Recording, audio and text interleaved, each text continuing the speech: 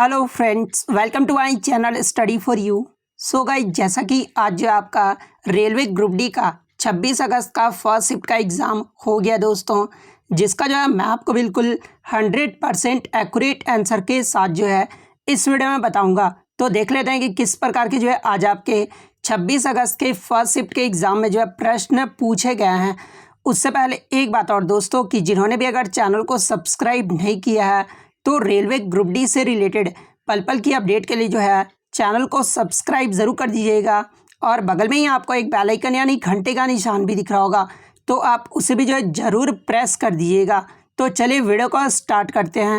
तो आज का जो आपका पहला क्वेश्चन आया था कि हाल ही में निम्नलिखित में से किस टेक कंपनी ने जो है साइबर हमले को संबोधित करने के लिए बेंगलुरु में नए साइबर सुरक्षा हब का जो है अनावरण किया है, जहां पे ऑप्शन में आपका टीसीएस, इन्फोसिस, एचसीएल और आईबीएम दिया हुआ था। तो देखिए, मैं आपको बता दूं कि हाल ही में फरवरी 2022 में आईबीएम टेक कंपनी ने जो है साइबर हमले को संबोधित करने के लिए बेंगलुरु में नए साइबर सुरक्षा हब का जो है वो अनावरण किया है। तो आईबीएम आपका करेक्ट आंसर होगा। आईबीएम के फुल फॉर्म की बात कर ले तो इसका जो फुल फॉर्म होता है वो इंटरनेशनल बिजनेस मशीन्स कॉरपोरेशन होता है। आईबीएम के वर्तमान में सीईओ कौन है? तो ये अरविंद कृष्णा है। इसका मुख्यालय की बात कर लें तो ये आपका न्यूयॉर्क संयुक्त राज्य अमेरिका में है। आईबीएम के संस्थापक कौन थे? तो ये चार्ल्स रैनलेट फ्लिंट थे। बात कर ले आईबीएम की स्थापना ये जो है कब हुआ था? तो ये 16 जून 1911 को हुआ था। तो ये फैक्ट भी आपको ध्यान में रखना है। नेक्स्ट क्वेश्चन आपका यहाँ पर आया था कि 1913 में साहित्य में नोबेल पुरस्कार जीतने वाले पहले भारतीय नागरिक कौन थे? तो देखिए, 1913 में गीतांजलि पुस्तक के लिए जो है नोबेल पुरस्कार जीतने वाले जो पहले भारतीय नागरिक थे ना, ये रविन्द्रनाथ टैगोर थे। तो रविन्द्रनाथ टैगोर आपका करेक्ट आंसर होगा। बात कर ले रविन्द्रनाथ टैगोर के बारे में तो देखिए, रविन्द्रनाथ टैगोर का जो जन्म है ना, ये 7 मई 1861 को कोलकाता में हुआ था। और इन्हें जो है गुरुदेव, कवि गुरु और विश्व गुरु के रूप में भी जो है जाना जाता है। और इन्हें 1915 में ब्रिटिश सरकार द्वारा जो है नाइटहुड से भी जो है सम्मानित किया गया था, जिसे उन्होंने 1919 में जो है जालियांवाला बाग हत्याकांड के जवाब में जो है वो जो है त्याग दिया था। तो ये फैक्ट भी आपको ध्यान में रखना है। इसके अलावा बात कर ले आगे के शिफ्ट में आपसे पूछा जाए कि शांति के क्षेत्र में भारत में जो है पहले नागरिक कौन थे जिन्हें साहित्य पुरस्कार दिया गया था, यानी नोबेल पुरस्कार दिया गया था? तो ये मदर टेरेसा को 1979 में दिया गया था।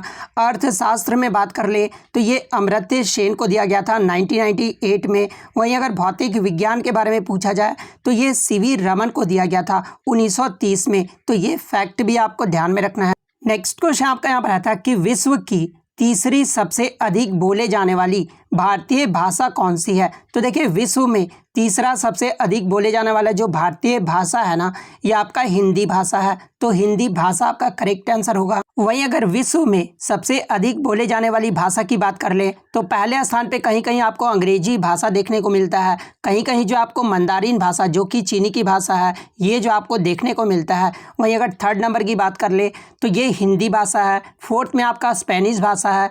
पाँचवें नंबर पे जो ये आपका अरबी भाषा है। छठे नंबर की बात कर ले तो ये आपका मलय भाषा है। सातवें स्थान पर जो है ये आपका भारत का बंगाली भाषा है। वहीं 11वें नंबर पे जो है भारत का उर्दू का स्थान है। 15वें स्थान पे जो है मराठी भाषा का स्थान है। 16वें नंबर पर जो है ये तेलुगु भाषा का स्थान है। 19वें स्थान पर जो है ये तमिल भाषा आती है। यानी 20 भाषाओं में जो है भारत के 6 भाषाएं जो है वो विश्व में शामिल है। तो ये फैक्ट भी आपको ध्यान में रखना है। नेक्स्ट क्वेश्चन आपका यहाँ पर आता है कि अमृता देवी बिश्नोई ने किन पेड़ों की रक्षा के लिए जो है अपनी प्राण की आहुति दी थी?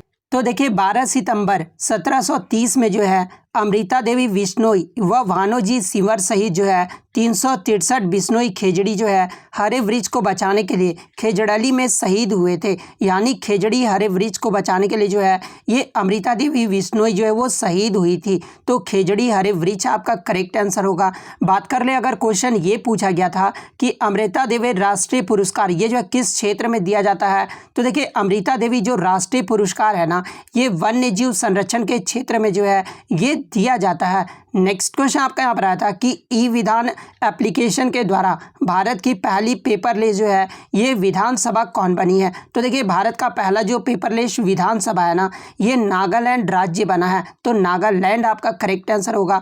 वहीं अगर बात कर ले कि भारत में पेपरलेस बजट पेश करने वाला पहला राज्य कौन सा है, तो ये आपका उत्तर प्रदेश राज्य है। वहीं अगर एग्जाम में पूछा जाए कि किस राज्य का हाई कोर्ट जो है ये पेपरलेस बना है, तो ये केरल राज्य का बना है। नेक्स्ट क्वेश्चन आपका यहाँ पर आया था कि वर्ष 2022 में प्रो कबड्डी लीग का जो खिताब है ना ये पहली बार किसने जीता है। तो देखिए प्रो कबड्डी लीग का जो शुरुआत हुआ था ये 2014 में हुआ था और 2022 में जो पहला खिताब है ना ये दबंग दिल्ली ने जीता है, तो दबंग दिल्ली आपका करेक्ट आंसर होगा। वहीं अगर उप विजेता की बात कर ले तो ये पटना पायरेट्स रहा था, तो ये भी आपको ध्यान में रखना है। और कुछ बच्चों ने ये बताया कि क्वेश्चन ये पूछा गया था कि प्रो कबड्डी लीग का सर्वाधिक 3 बार जो विजेता टीम है ये कौन रहा है। तो देखिए 3 बार विजेता की बात कर ले तो ये पटना पायरेट्स टीम रहा है। नेक्स्ट क्वेश्चन आपका यहाँ पर आया था कि प्रत्येक वर्ष सूरज कुंड मेले का जो आयोजन है ना ये कहाँ पर किया जाता है। तो देखिए सूरज कुंड मेले का जो आयोजन है ना ये हरियाणा के फरीदाबाद जिले में किया जाता है, तो फरीदाबाद आपका करेक्ट आंसर होगा। नेक्स्ट क्वेश्चन आपका यहाँ पर आया था कि राज्य व केंद्र शासित प्रदेशों के लिए राज्यसभा के सीटों का जो आवंटन है ना ये किस अनुसूची में है। तो देखिए राज्य व केंद्र शासित प्रदेशों के लिए राज्यसभा के सीटों का जो बंटवारा है ना ये अनुसूची 4 में है, तो अनुसूची 4 आपका करेक्ट आंसर होगा। नेक्स्ट क्वेश्चन आपका यहाँ पर आया था कि अनुच्छेद 21 के तहत किस आयु वर्ग के बच्चों के लिए जो है निःशुल्क व अनिवार्य शिक्षा का जो है प्रावधान किया गया है। तो देखिए अनुच्छेद 21 को जो है ये 86वें संविधान संशोधन 2002 के द्वारा जो है इसे जोड़ा गया था और इसमें जो है 6 से 14 वर्ष तक के आयु तक के बच्चों को जो है निःशुल्क व अनिवार्य शिक्षा का जो है प्रावधान किया गया है, तो 6 से 14 वर्ष आपका करेक्ट आंसर होगा। नेक्स्ट क्वेश्चन आपका यहाँ पर आया था कि ब्रह्मपुत्र नदी द्वारा निर्मित विश्व के सबसे बड़ी नदी द्वीप का जो है नाम बताना था। तो देखिए ब्रह्मपुत्र नदी द्वारा निर्मित विश्व का जो सबसे बड़ा नदी द्वीप है ना ये माजुली द्वीप है, तो माजुली आपका करेक्ट आंसर होगा। वहीं अगर सबसे छोटा नदी का बारे में पूछ ले तो देखिए सबसे छोटा जो नदी द्वीप है ना ये उमानंदा है और ये जो मयूर द्वीप भी जो है ना ये ब्रह्मपुत्र नदी द्वारा जो इसे निर्मित किया गया है।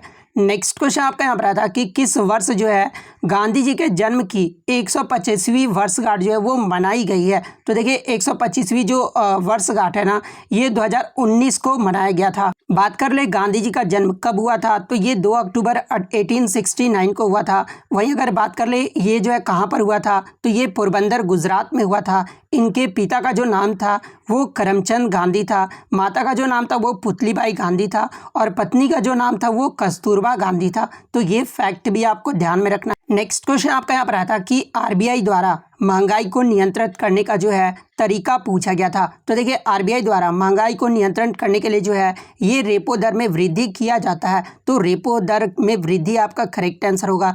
बात कर ले वर्तमान में रेपो रेट कितना है, तो देखिए वर्तमान में रेपो रेट की बात कर ले तो ये 5.40% है और आपको कमेंट करके जवाब देना है कि वर्तमान में जो है रिवर्स रेपो रेट ये जो है कितना है, ये जो आपको कमेंट करके जरूर जवाब देना है।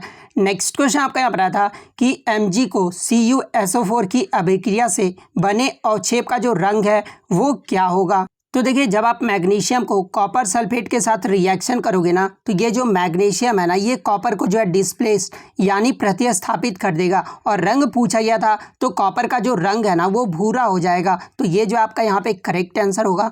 नेक्स्ट क्वेश्चन आपका यहाँ पर आया था कि सबसे अधिक विद्युत ऋणात्मकता वाला तत्व जो है ये कौन सा है, यानी पीरियोडिक टेबल में जो है मोस्ट इलेक्ट्रोनिगेटिव एलिमेंट के बारे में पूछा गया था। तो देखिए सबसे अधिक विद्युत ऋणात्मकता वाला जो तत्व है ना ये आपका फ्लोरीन है। वहीं सबसे अधिक विद्युत धनात्मक की बात कर ले तो ये आपका सीजियम तत्व है, तो ये फैक्ट भी आपको ध्यान में रखना है। नेक्स्ट क्वेश्चन आपका यहाँ पर आता है कि न्यूलैंड के अष्टक नियम के अकॉर्डिंग बेरिलियम जो है ये किसके साथ जो है विकर्ण यानी जो रिलेशन है वो बनाता है। तो देखिए न्यूलैंड के द्वारा ये बताया गया था कि कोई भी जो हमारा एलिमेंट है ना वो अपने 8वें एलिमेंट के साथ जो है वो समानता यानी रिलेशनशिप जो है वो प्रदर्शित करता है। एग्जाम्पल के तौर पे मैं बात कर लूँ तो फ्लोरीन जो है ये आपका किसके साथ, तो क्लोरीन के साथ जो है ये समानता यानी रिलेशनशिप जो है वो प्रदर्शित करता है। और जो अष्टक नियम था ना वो केवल जो है आपका कैल्शियम तक ही जो है वो अप्लाई होता था। तो यहाँ पर बेरिलियम के साथ ये जो रिलेशन है ना ये सोडियम और एल्यूमिनियम जो है वो बनाता है। तो ऑप्शन में से इन दोनों में से जो भी दिया होगा वो आपका करेक्ट आंसर होगा। नेक्स्ट क्वेश्चन आपका यहाँ पर आया था कि बच्चे के जन्म के समय लड़का या लड़की होने की प्रायिकता जो है वो क्या होगी, यानी प्रोबेबिलिटी जो है वो क्या होगा पूछा गया था। तो देखिए पुरुष में जो गुणसूत्र होते हैं वो XY होते हैं और महिला में जो गुणसूत्र होते हैं वो XX होते हैं। तो यहाँ पर संभावना की बात कर ले तो वो 50% का होता है। तो 50% आपका करेक्ट आंसर होगा। नेक्स्ट क्वेश्चन आपका यहाँ पर आया था कि स्टार्च का संग्रहण पौधे के किस भाग में होता है। तो देखिए स्टार्च का जो संग्रहण है ना ये ल्यूकोप्लास्ट में होता है। तो ल्यूकोप्लास्ट आपका करेक्ट आंसर होगा। और पौधे द्वारा संश्लेषित भोजन को जो है स्टार्च के रूप में जो है संग्रहित किया जाता है। तो ये फैक्ट भी आपको ध्यान में रखना है। नेक्स्ट क्वेश्चन आपका यहाँ पर आया था कि दो जो है प्रतिरोध दिया हुआ था, यहाँ पर 3 नहीं 2 दिया हुआ था। दो प्रतिरोध को R1 R2 समानांतर क्रम में लगे हुए हैं यानी पैरेलल में लगे हुए हैं। तो उनका जो है समतुल्य प्रतिरोध जो है पूछा गया था। समतुल्य प्रतिरोध करने का मतलब जो है आपका इफेक्टिव रेजिस्टेंस जो है वो पूछा गया था। तो देखिए यहाँ पर जो है पैरेलल क्रम में पूछा गया यानी समानांतर क्रम में लगा हुआ है। तो हमारा क्या होगा, तो 1/R = 1/R1 + 1/R2 होगा। ठीक है, इसके बाद जो इफेक्टिव रेजिस्टेंस क्या होगा, तो देखिए आप इसको जो है क्या करोगे एलसीएम ले लोगे। तो R1 R2 इसका एलसीएम आएगा और ऊपर में क्या आएगा, तो R2 + R1 ऊपर में आ जाएगा। तो R इफेक्टिव जो आपका पूछा गया था, तो देखिए R इफेक्टिव जो हमारा निकल कर आएगा वो हमारा क्या आएगा, तो R1 × R2 आएगा बाई R1 + R2, ये जो हमारा R इफेक्टिव आएगा। तो ये जो हमारा यहाँ पे करेक्ट आंसर होगा। नेक्स्ट क्वेश्चन आपका यहाँ पर आया था कि 100 वाट व 25 वाट के बल्ब को समान वोल्टेज के साथ जो है बैटरी में जोड़े गए हैं। तो प्रतिरोध का जो है अनुपात ज्ञात करना था। तो देखिए P = VI होता है और P जो होता है वो इनडायरेक्टली प्रोपोर्शनल जो होता है वो प्रतिरोध का होता है। ठीक है, तो V² R होगा। R = क्या होगा, तो V² R होगा। तो R1 और R2 का जो रेशियो पूछा गया था, तो यहाँ हमारा जो है R1 कितना दिया हुआ है, तो 25 दिया हुआ है और R2 जो है हमारा 100 दिया हुआ है। तो इसका जो रेशियो आएगा ना वो 1:4 का आएगा। तो 1:4 आपका करेक्ट आंसर होगा। नेक्स्ट क्वेश्चन आपका यहाँ पर आया था कि अवतल लेंस के लिए फोकस दूरी जो है 18 सेंटीमीटर दिया हुआ था, वस्तु की दूरी जो है वो 10 सेंटीमीटर दिया हुआ था। तो इसका आवर्धन और प्रतिबिंब की जो प्रक्रिया है वो कैसा बनेगा वो पूछा गया था। तो देखिए मैं आपको बता दूं कि अवतल लेंस में जो फोकस दूरी होता है ना वो निगेटिव होता है, वस्तु की भी जो दूरी होता है वो निगेटिव होता है और इमेज की भी जो दूरी होता है ना वो आपका निगेटिव होता है। तो यहाँ पर जो है मैग्नीफिकेशन और प्रतिबिंब की जो है प्रकृति पूछा गया था। तो देखिए मैग्नीफिकेशन जो लेंस में होता है ना वो V/U होता है और लेंस फार्मूला क्या होता है, तो 1/f = 1/v - 1/u होता है। लेंस में आपका जो है माइनस हो जाता है और आपका मिरर में जो वो प्लस हो जाता है। तो 1/v = 1/ हमारा दिया हुआ है, यहाँ पर 1/18 दिया हुआ है यानी फोकस दूरी जो है वो हमारा 1/18 दिया हुआ, तो यहाँ पर माइनस हो जाएगा